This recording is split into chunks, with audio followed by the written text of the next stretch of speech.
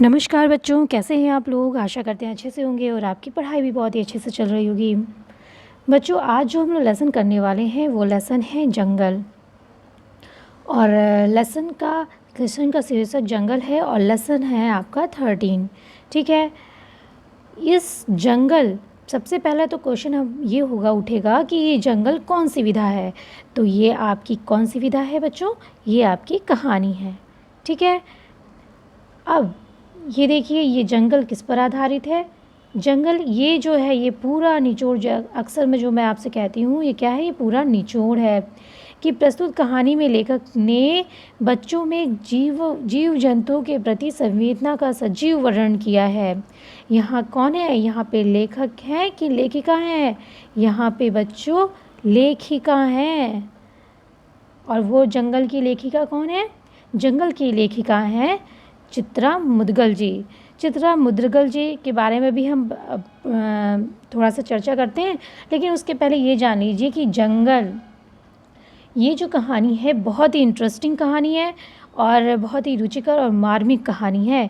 जीव जंतु के प्रति संवेदना का भाव आपको स्वतः जागृत हो जाएगा जब आप इस कहानी को पढ़ेंगे। इसके एक एक शब्द जब आप देखेंगे ना, तो चित्रा मुदगल जी जैसे ऐसा लगेगा कि वो दृश्य हमारे सामने है, वो हमारे ऊपर ही फिट बैठ रहा है, ऐसा महसूस होने लगेगा। और चित्रा मुदगल जी जो हैं वो तो भाई तमिलनाडु की लेखिका हैं। तमिलनाडु में उनका जन्म हुआ था। 10 दिसंबर 1944 को उनका जन्म हुआ था। ठीक, चेन्नई तमिलनाडु में उनका जन्म हुआ था। उन्होंने 13 कहानी संग्रह किया है। उनकी जो कहानी संग्रह है ना, मतलब 13 कहानी संग्रह है। एक एक संग्रह में बहुत सारी कहानियाँ हैं उनकी। इस तरह से उन्होंने 13 कहानी संग्रह लिखे हैं और वो उपन्यास के लिए बहुत चर्चित हैं। चित्रा मुदगल जी किसके लिए चर्चित हैं? उपन्यास के लिए। क्यों चर्चित है हो गई हैं भाई? क्योंकि उनका एक उपन्यास है आवा। उनका उपन्यास है आवा। उस उपन्यास में उनको व्यास सम्मान दिया गया था। व्यास सम्मान। ठीक है। तो हमेशा आप याद रखिएगा कि चित्रा मुदगल जी को व्यास सम्मान से सम्मानित किया गया था आवा उपन्यास के लिए। ठीक है। और इसको यदि समय मिलेगा आपको, तो यदि आपको कहीं से उपलब्ध हो सके आवा उपन्यास, तो ज़रूर पढ़िएगा। चलिए पढ़ते हैं हम लोग कहानी जंगल। जंगल कहानी, इसको थोड़ा सा पहले बड़ा कर लिया जाए। हाँ, अब ठीक है। देखिए कहाँ से शुरू होता है। देखिए, रीडर अणिमा जोशी के मोबाइल पर फ़ोन था। रीडर हैं और रीडर मतलब मीन्स होता है जो पढ़ाती हैं स्कूल्स में, तो वो रीडर हैं। अणिमा जोशी के मोबाइल पर फ़ोन था। ठीक। मांडवी दीदी की बहू, मांडवी दीदी की बहू, किसका फ़ोन था? मांडवी दीदी की बहू तविशा का फ़ोन था। कहती हैं मांडवी दीदी तविशा का फ़ोन आया रीडर अणिमा जोशी के मोबाइल पर। आवाज़ उसकी घबराई हुई सी थी। तविशा की आवाज़ घबराई हुई सी थी। कह रही थी, आंटी बहुत ज़रूरी काम है, अम्मा से बात करवा दीजिए। भाई यानी वो बहू थी। हाँ, तो वो क्या हुई, उनकी सास हुई, तो कहती हैं अम्मा से बात करवा दीजिए। अम्मा उनकी पढ़ाती थी। अणिमा दीदी ने असमर्थता एक मिनट, इसको थोड़ा छोटा ही करना पड़ेगा। हाँ, अणिमा दीदी ने असमर्थता जताई। मांडवी दीदी कक्षा ले रही हैं। क्या हुआ कि जो है ये मांडवी दीदी जो थी वो अपना जो है मोबाइल रखी थी। मांडवी दीदी का फ़ोन था, अणिमा जोशी ने उठाया था, तो मांडवी दीदी कक्षा ले रही थी। तो अणिमा दीदी ने असमर्थता जताई। असमर्थता का मतलब क्या है कि समर्थ नहीं थी उस समय सक्षम नहीं थी उनको फ़ोन देने के लिए। ठीक। काम बता दें, आप काम बता दीजिए। उनके कक्षा से बाहर आते ही वह संदेश उन्हें दे देंगी, बल्कि अपने सामने ही मांडवी दीदी से उसकी बात करवा देंगी। ऐसे कहीं वो वैसे हुआ क्या है?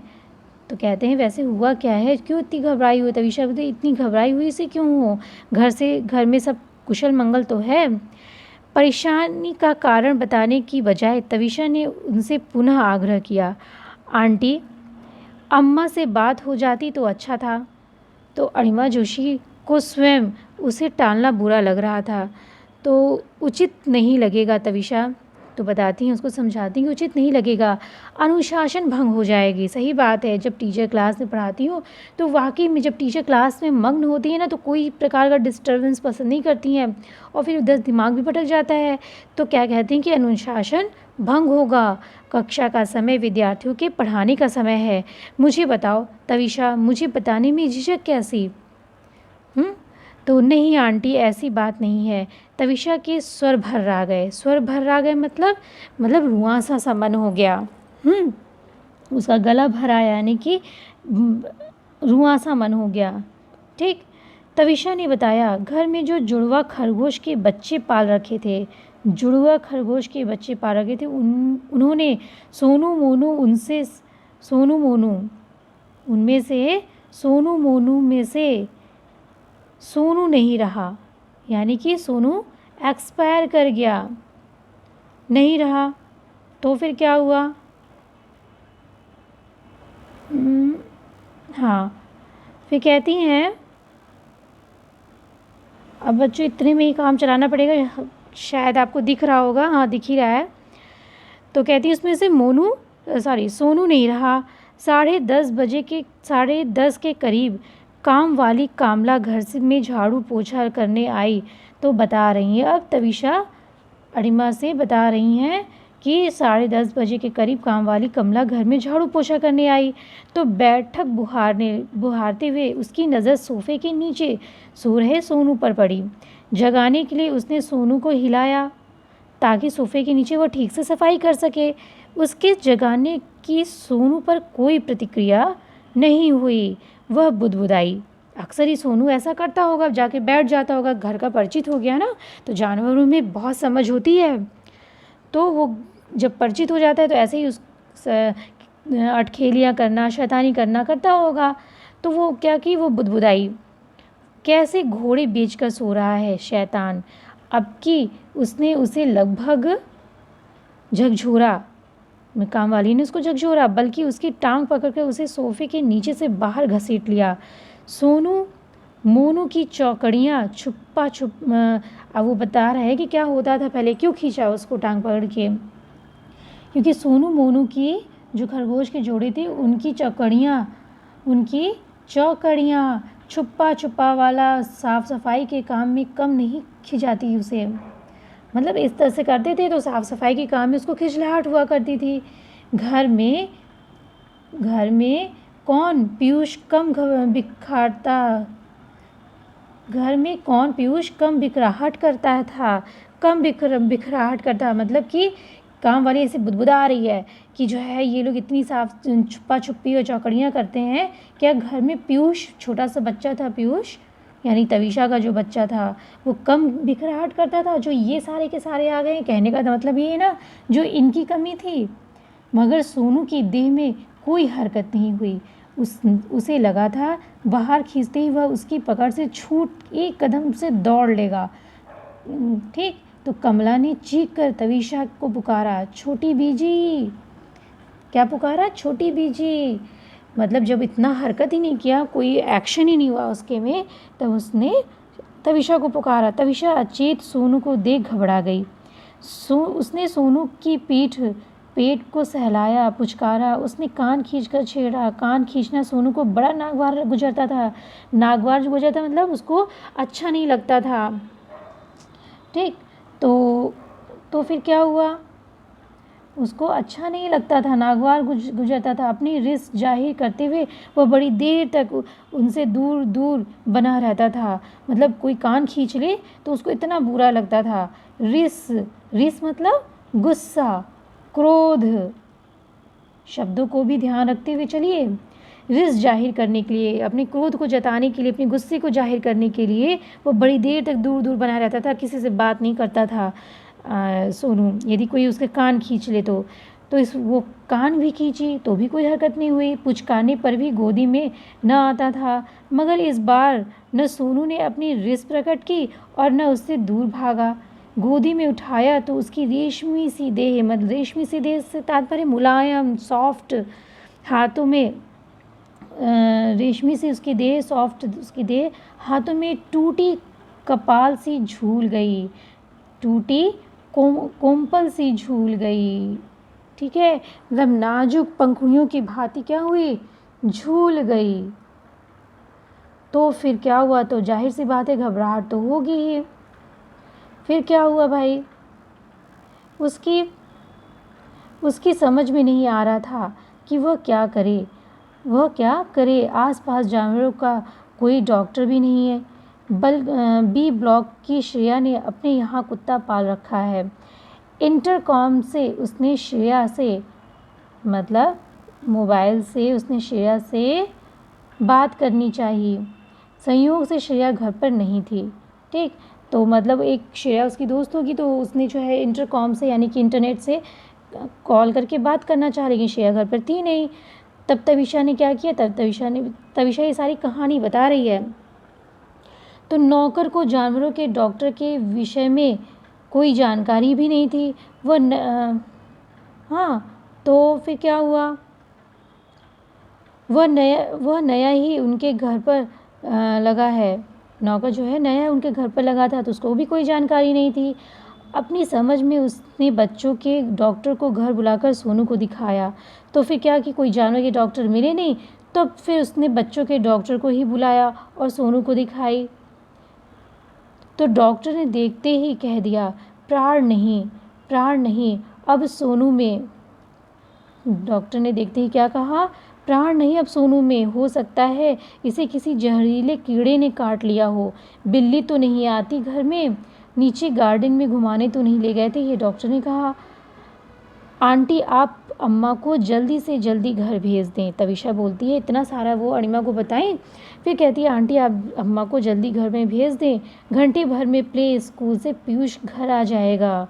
बहुत प्यार करता है वह सोनू मोनू से। कौन था पीयूष? पीयूष उसका लड़का था जो प्ले ग्रुप में खेलता था। तो आप सोच सकते हैं कि वो कितना छोटा सा बच्चा होगा।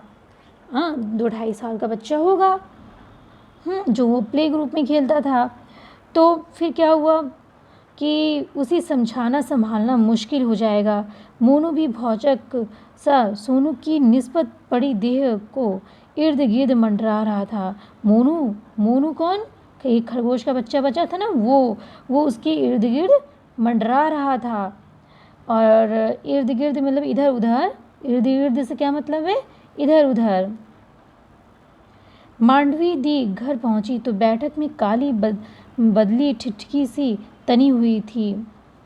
घर पहुंची तो बैठक में काले बादल जहाँ छा जाते हैं तो कितना डरावना लगता है ना। तो वैसे ही मांडवी जब घर पहुंची तो बैठक में काली बदली ठिठकी सी तनी हुई थी। मतलब कि काली बदली ठिठकी से तनी हुई थी, मतलब सन्नाटा छाया हुआ था, डरावना सा माहौल लग रहा था। सोफों के बीच में मतलब सन्नाटा छाया था। बैठक में पहुंची तो सन्नाटा था। फिर और एक और हो सकता है कि डरावना माहौल था। माहौल तात्पर्य क्या है, डरावने माहौल से है। ठीक है, तो यानी कि इसका क्या मतलब हुआ, सन्नाटा छाया था। फिर क्या मतलब है, सोफों के बीच के खाली पड़े फर्श पर सोनू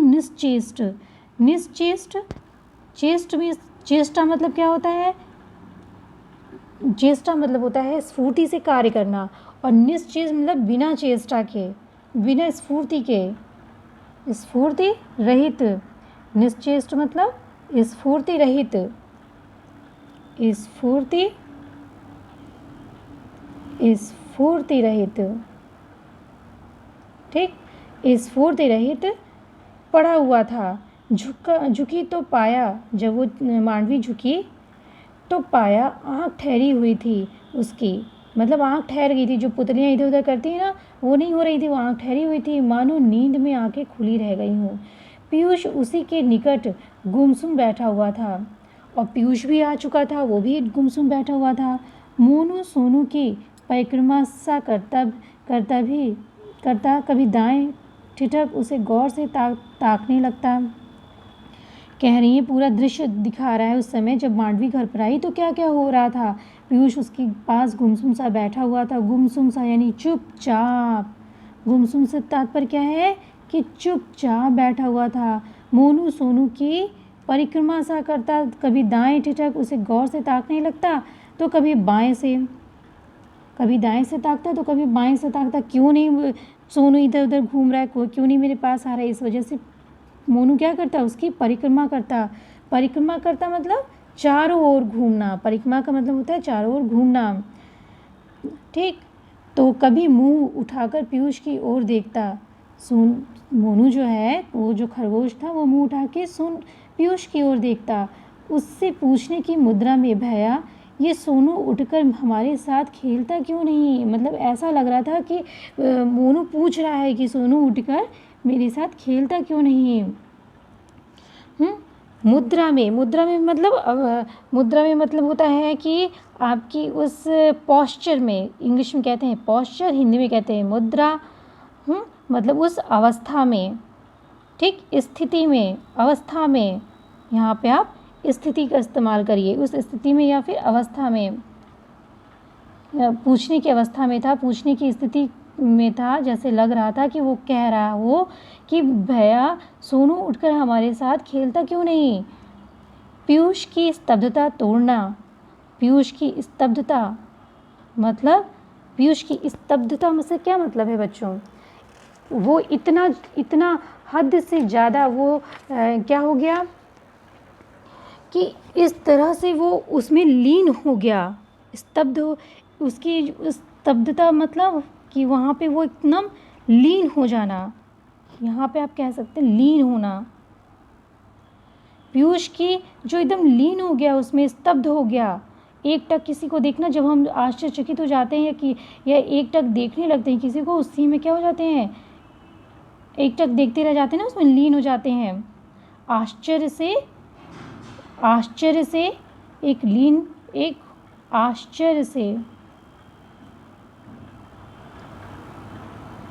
स्थिर हो जाना या लीन हो जाना। आश्चर्य से स्थिर हो जाना, ठीक है, एक आश्चर्य के साथ उसी में स्थिर हो जाना, ठीक है। तो फिर क्या हुआ, हाँ फिर क्या हुआ, स्तब्धता यानी कि उसकी आश्चर्य के साथ जो स्थिरता थी, हाँ उसकी जो लीनता थी, उसको तोड़ना बहुत ज़रूरी था। हाँ क्या वो अब एक मुद्रा में वो उसको देखता जा रहा होगा। नन्ही सी ज़िंदगी में वह मौत से पहली बार मिल रहा है। अभी तो वो मौत को जानता भी नहीं होगा। 2-2.5 साल का बच्चा क्या जानेगा। मौत उसकी समझ में नहीं आ रही है। ऐसा कभी हुआ नहीं कि उन्होंने घर की घंटी बजाई हो और तीनों लपक कर दरवाज़ा खोलने न दौड़े हों। ये मांडवी सोच रही हैं, ठीक है। ये मांडवी जब आई तो ये मांडवी सोच रही हैं कि ऐसा कभी हुआ ही नहीं। जैसे वो आती थी घर पे तो घंटी जैसे बजाती थी, तीनों लपक कर दरवाज़ा खोलने के लिए दौड़ पड़ते थे। खोले तो पीयूष ही पाता था। मतलब दरवाजे की कुंडी तो पीयूष ही पाएगा, खरगोश थोड़ी पाएगा। मगर मुंह दरवाजे की ओर उठाए ये दोनों भी पीयूष के नन्हे हाथों में अपने अगले पंजे लगा ही देते थे। हाँ, पीयूष के नन्हे हाथों में अपने अगले पंजे लगा ही देते थे। मतलब वो भी प्रयास करते थे कि वो दरवाज़ा खोलने का, वो भी प्रयास करते थे। ये वाला चैप्टर, ये वाला पेज हो गया, पंजे लगा ही देते थे। फिर क्या हुआ, अणिमा जोशी के मोबाइल से उन्होंने बेटे शैलेश को दफ्तर में खबर कर देना उचित समझा था। अब भाई घर के मेंबर्स हैं, वो एक के बाद एक आ रहे हैं। न जाने परेशान तवीशा ने शैलेश को फ़ोन किया हो या नहीं किया हो। शैलेश ने कहा था ऐसा करें, अम्मा घर पहुंच रही है।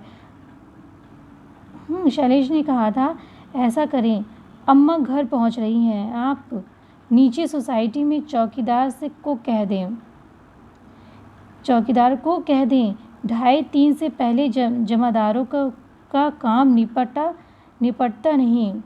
अब शैलेश ने कहा था शैलेश ने कहा था, क्या कहा था? जब वो बताई होगी तो, जब बताई उसको फ़ोन की हो तो कहा कि ऐसा करें अम्मा, घर पहुंच रही हैं आप, नीचे सोसाइटी में चौकीदार को कह दें 2:30-3 से पहले जमादारों का काम निपटता नहीं है। वो जमादारों के फेरे में थे शैलेश जी। एक को ऊपर भेज दें, यानी कि मोनू को ऊपर भेज दें और सोनू को उठवा कर समाचार अपार्टमेंट्स में लगे नाले में फेंकवा दें। कुत्ता बिल्ली सफाचट कर जाएंगे। हाँ, गर्मी में ज़्यादा देर घर में रखना बदबू आने लगेगी। पीयूष वैसे भी बड़ा जल्दी बीमार हो जाता है। सावधानी बरतना ज़रूरी है अम्मा। इतना जो है शैलेश ने अम्मा को फ़ोन पे कहा।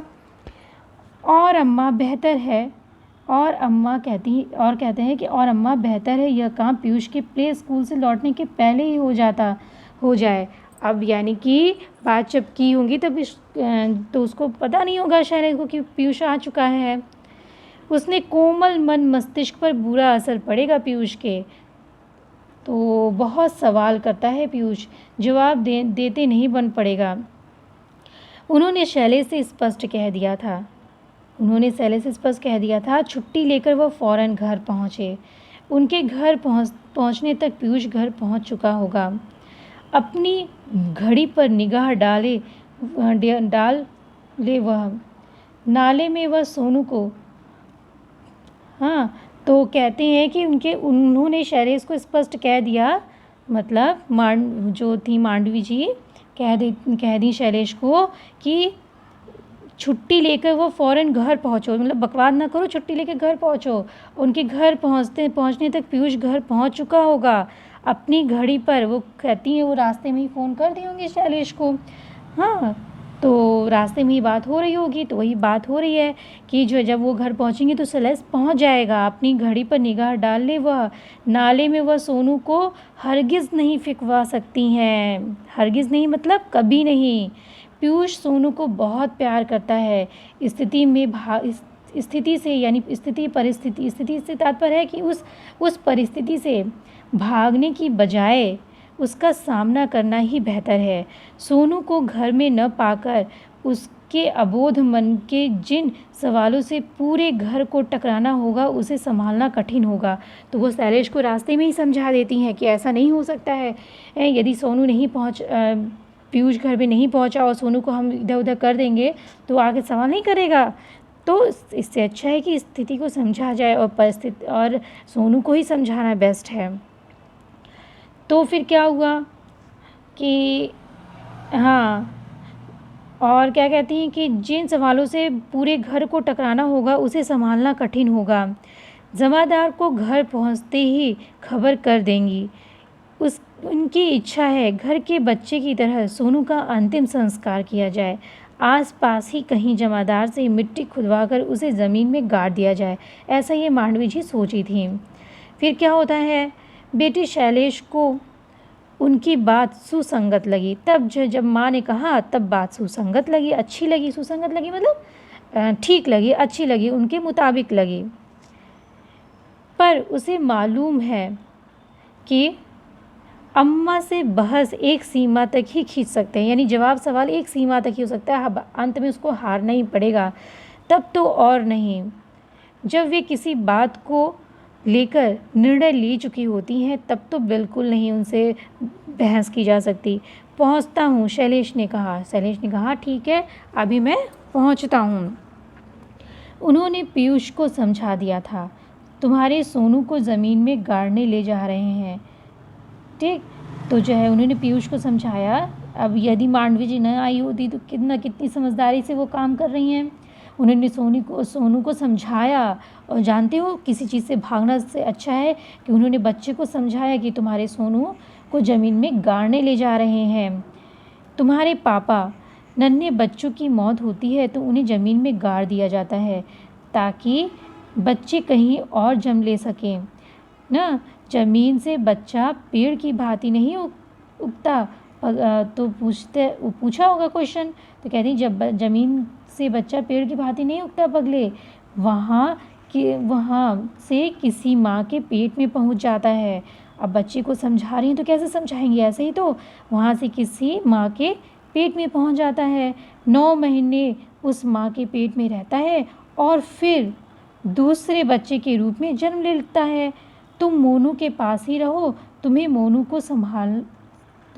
को संभालना है, पापा के साथ जाने की जिद न करो। इतना वो मांडवी जी समझाती हैं पीयूष को। मेरा जन्म भी ऐसे, अब पीयूष क्वेश्चन पे क्वेश्चन पूछेगा ही, अब बच्चे का काम ही होता है, क्वेश्चन पूछ रहा है, मेरा जन्म भी ऐसे ही हुआ। तो मांडवी जी कहती हैं शायद दादी, और हर प्रश्न का पीयूष के हर प्रश्न का दादी उत्तर देती हैं। इसे हमें सीख लेनी चाहिए कि कभी भी बच्चों के उत्साह को, बच्चों के क्वेश्चंस को दबाना नहीं चाहिए, उसके हर प्रश्न का जवाब देना चाहिए। तो दादी कहती हैं पर सोनू मर क्यों गया। कहते हैं कि दादी पर सोनू मर क्यों गया। वो फिर प्रश्न पूछता है। तब फिर क्या होता है, तब फिर दादी बोलती हैं कि सवाल के जवाब देने ही होंगे। सोचती हैं उसके दिल में गहरा दुख था। कहती हैं उसके दिल में गहरा दुख था। पीयूष, दादी उसके दिल में दुख क्यों था। अब दूसरा प्रश्न, अब बच्चों का तो काम ही होता है ना प्रश्न में प्रश्न करना, लेकिन हमारा काम है उसके प्रश्नों के जवाब को देते जाना। उसे अपने माँ बाप से अलग जो कर दिया गया किसने किया। फिर तीसरा प्रश्न, किसने किया दादी। उस दुकानदार ने जिससे हम उसे खरीद कर लाए थे।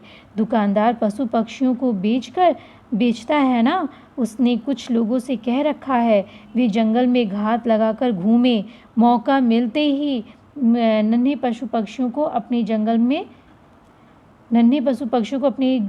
जाल में फंसा ले, उन्हें शहर लाकर उसे बेच दें। ऐसा वो कुछ लोगों से कह रखा है दुकानदार। तुम ही बताओ, माँ बाप से दूर होकर बच्चे दुखी होते हैं कि नहीं। सही बात है ना।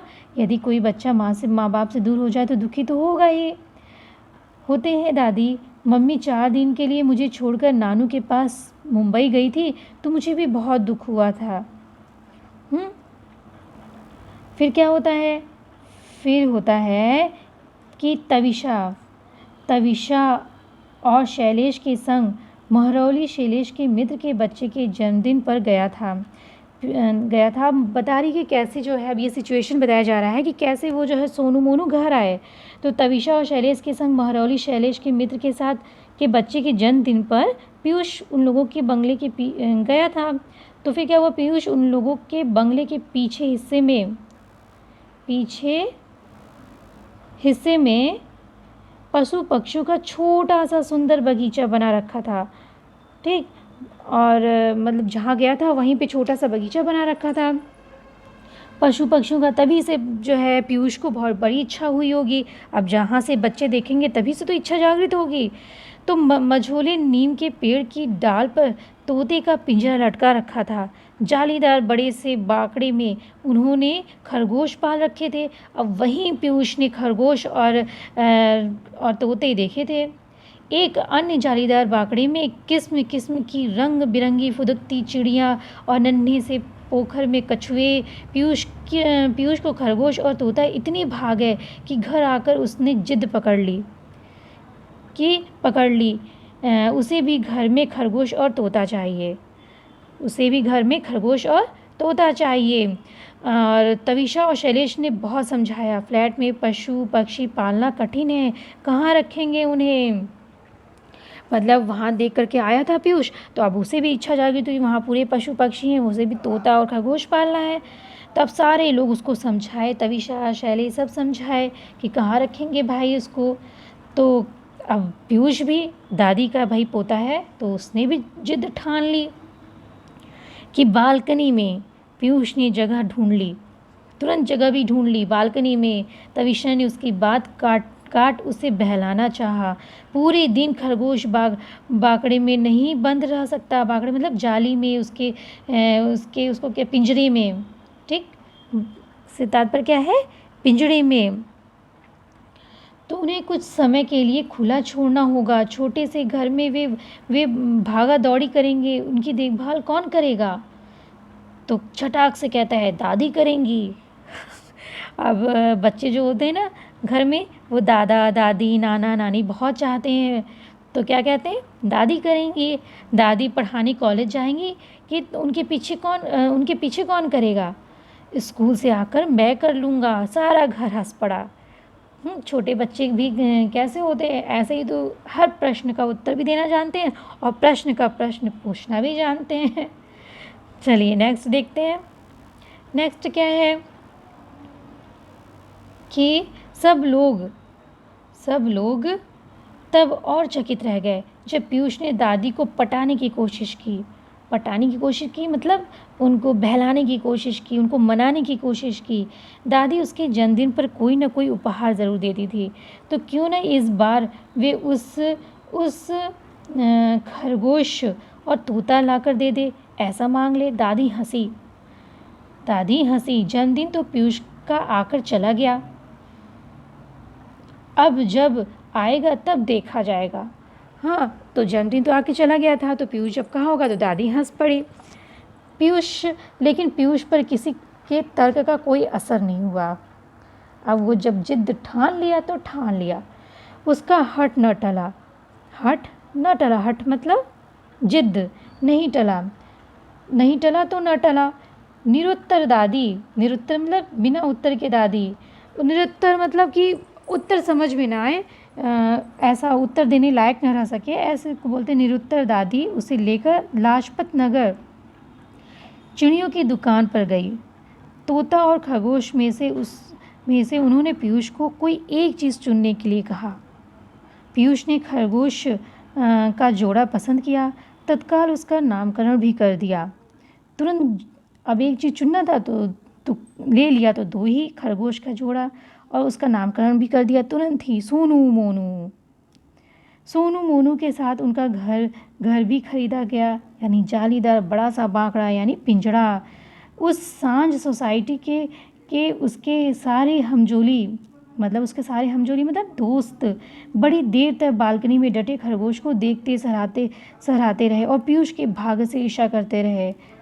पीयूष के भाग से ईर्ष्या करते मतलब पीयूष के पास तो खरगोश आ गया, उसी के दोस्त थे, वो उसी के बराबर होंगे, तो भाई ऐसी जायज़ सी बात है होना। ईर्ष्या करते थे। दूसरे रोज भी मोनू सामान्य नहीं हो पाया। अब बात आई कि मोनू को खरीदा कैसे गया। अब आते हैं प्रेजेंट पे कि अब वही चीज़ थी कि दूसरे दिन जब सोनू को गाड़ दिया गया तो बचा दूसरा मोनू। अब दूसरे रोज भी मोनू सामान्य नहीं हो पाया। पीयूष को भी दादी ने प्ले स्कूल भेजना मुनासिब न समझा। पीयूष घर में रहेगा तो दोनों एक दूसरे को देख ढाढ़स महसूस करेंगे, एक ढाढ़स मतलब सहानुभूति करेंगे एक दूसरे से। ठीक, उन्होंने स्वयं भी कॉलेज जाना स्थगित कर दिया मतलब नहीं गई, पोस्टपोन कर दिया, रुक गया। सुबह मोनू ने दूध के कटोरे को छुआ तक नहीं। बगल में रखे सोनू के खाली दूध के कटोरे को रह कर सूंघता रहा। अब भाई जो पशु पक्षी होते हैं उनके अंदर भी तो समझ होती है, हाँ, उनके अंदर भी तो हमारी तरह भावनाएं होती हैं। देखिए, अब जैसे सोनू चला गया तो जैसे सोनू हमेशा हरकत करता था वैसे ही जो उसको याद आ रहा होगा मोनू को, तो वैसे ही वो जो है न दूध पिया न कुछ किया और सोनू के जो खाली दूध का कटोरा रखा होगा उसको सूंघ रहा था। तो जाली का दरवाज़ा खोलते ही वह बैठक में ठीक उसी स्थान पर आकर फर्श सूंघता हुआ मंडराने लगा जहाँ पे सोनू बैठा करता था, जिस स्थान पर उसने सोनू को निस्पंद अवस्था में, जहाँ जो हिलता डुलता नहीं, निस्पंद मतलब जो हिलता डुलता नहीं, ऐसी अवस्था में देखा था जहाँ पे सोनू को, वहीं पे चला गया मोनू। जैसे उसकी जाली का दरवाज़ा, उसके पिंजरे का दरवाज़ा खुला वैसे ही वो उसी स्थान पर गया। तो उन्हें मोनू की चिंता होने लगी। फिर स्थान पर फर्श को सूंघने और मंडराने लगा। अच्छा, ये जिस स्थान पर उसने सोनू को निस्पंद पड़ा हुआ देखा था,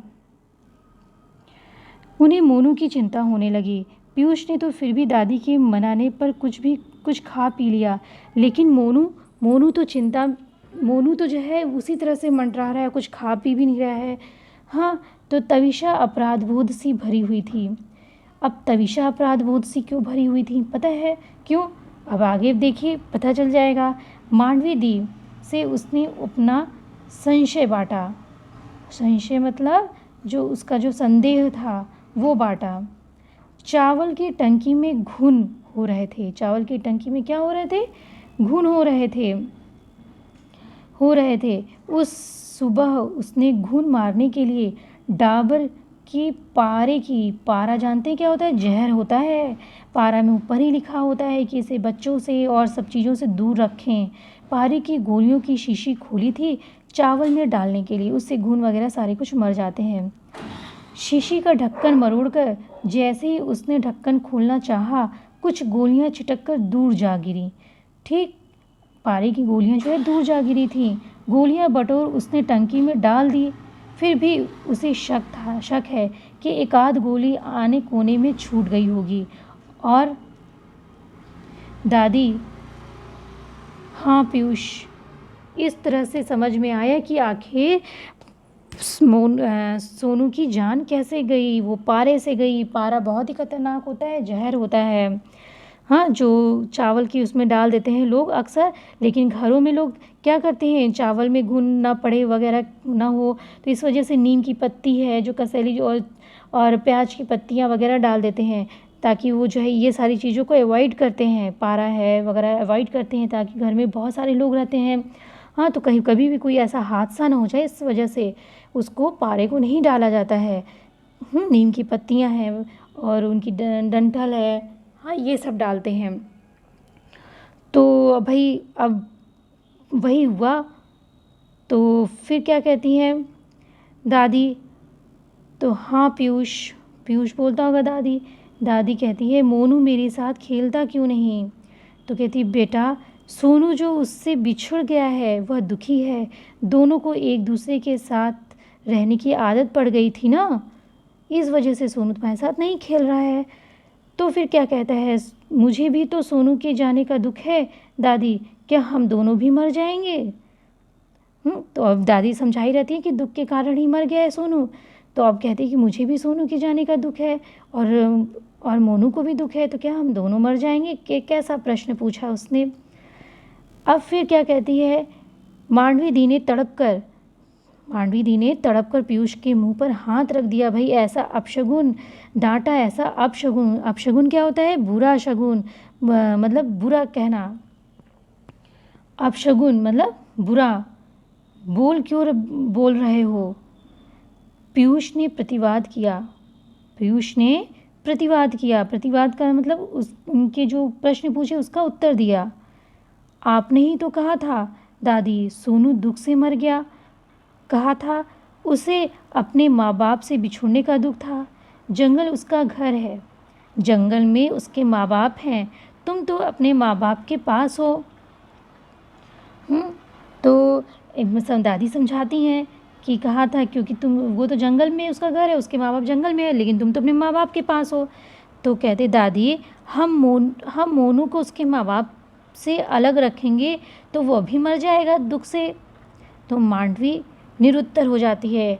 वाकई बच्चों के ऐसे ही प्रश्न होते हैं निस्वार्थ भावना से, और उस ढंग से कहे गए शब्द जो होते हैं एकदम आत्मा से निकले हुए शब्द होते हैं। उसमें व्यक्ति कोई भी जवाब दे पाना उनसे बराबरी कितना मुश्किल होता है। अब मांडवी भी क्या हो गई, निरुत्तर सी हो गई, उत्तर नहीं दे सकी। कहती, दादी हम मोनू को जंगल में ले जाकर छोड़ दें? तो कहती है, तो वह अपने मम्मी पापा के पास पहुंच जाएगा, फिर तो वह मरेगा नहीं मरेगा, पर तू मोनू के बिना रह लेगा ना? तो क्या होता है, मांडवी दी का कंठ भर आया, रह लूँगा। फिर क्या होता है कि ठीक है, शैलेश से कहूँगी कि वह रात को गाड़ी निकाले और हमें जंगल ले चले। और हमें जंगल ले चले। रात में ही खरगोश दिखाई पड़ते हैं, शायद मोनू के माँ बाप भी हमें दिखाई पड़ जाएंगे। हाँ, दादी बोलती हैं। तो बोल पीयूष। तो दादी, मैंने आपसे कहा था ना कहते हैं, दादी मैंने आपसे कहा था ना मुझे तोता भी चाहिए, कहा था। अब मुझे तोता नहीं चाहिए। कहती अब मुझे तोता नहीं चाहिए दादी। अब बताओ कितनी मार्मिक वो है वार्तालाप है। ऐसा मतलब चित्रा मुद्गल जी ने इस तरीके से लिखा है जैसा लग रहा है कि कंठ भरा है। ठीक, जब आप लोग भी पढ़ेंगे ना तो ऐसा ही महसूस होगा। दादी अपने अभी अब मुझे तोता नहीं चाहिए दादी। मांडवी दी ने पीयूष को सीने से भींच लिया मतलब लगा लिया और दनादन उसके मुंह चूमने लगी। अब छोटा सा बच्चा है तो क्या, तो दनादन उसके मुंह चूमने लगी। ये कहानी यहीं पे फिनिश हो जाती है। तो बच्चों ये जो संवेदनशील कहानी है एक जानवरों का जो घर होता है वो उनका घर जंगल ही है। यदि जो है हम उनको अपने घरों में अपने शौक़ के लिए रखते ज़रूर हैं, लेकिन वो चीज़ें वो स्वतंत्रता उनकी भंग हो जाती है। तो जो जिसका स्थान है उसको वहीं रहना ज़्यादा उपयुक्त होता है। हाँ, और एक चाहे जानवर हो चाहे कोई भी हो, किसी को अपने बच्चों को किसी को अपने उसके माँ बाप से दूर नहीं करना चाहिए। यदि हम पालते हैं तो उसकी पूरी जो घरेलू डोमेस्टिक एनिमल्स होते हैं वो तो ठीक है, तो उसकी हम सेवा भी करते हैं, रखते भी हैं और भरपूर सेवा भी करते हैं, लेकिन ज़्यादा कोशिश हमें ये करनी चाहिए कि जो उनका घर है हम उन्हें वहीं स्थान दें। चलिए बच्चों, ये स्टोरी आपकी फिनिश हुई जंगल, और उम्मीद करते हैं ये स्टोरी भी आपको पसंद आई होगी और बहुत ही ज़्यादा टफ वर्ड्स भी नहीं थे। ये जो है चित्रा मुद्गल की विशेषता है, बहुत ही आसान और आम भाषा में वो मनोभाव को एकदम व्यक्त कर देती हैं। तो व्यास सम्मान से उनको जो है सम्मानित किया जा चुका है चित्रा मुद्गल जी को। अच्छा, ये जो इसका अभ्यास है बच्चों, इसको हम नेक्स्ट वीडियो में करेंगे। और ये वीडियो आपको कैसा लगा इसको ज़रूर बताइएगा, और अच्छा लगा हो तो लाइक कर दीजिए, अपने दोस्तों को शेयर कर दीजिए, और अभी तक आपने सब्सक्राइब नहीं किया है तो सब्सक्राइब कर दीजिए, जो बेल आइकन आता है उसको ज़रूर प्रेस करिएगा, ठीक है, और ताकि मेरी जितनी भी वीडियोस डालूँ वो नोटिफिकेशंस आपको मिल सके। ओके, और अंततः जो मैं आपसे अक्सर बोलती हूँ कि हमेशा हंसते रहिए।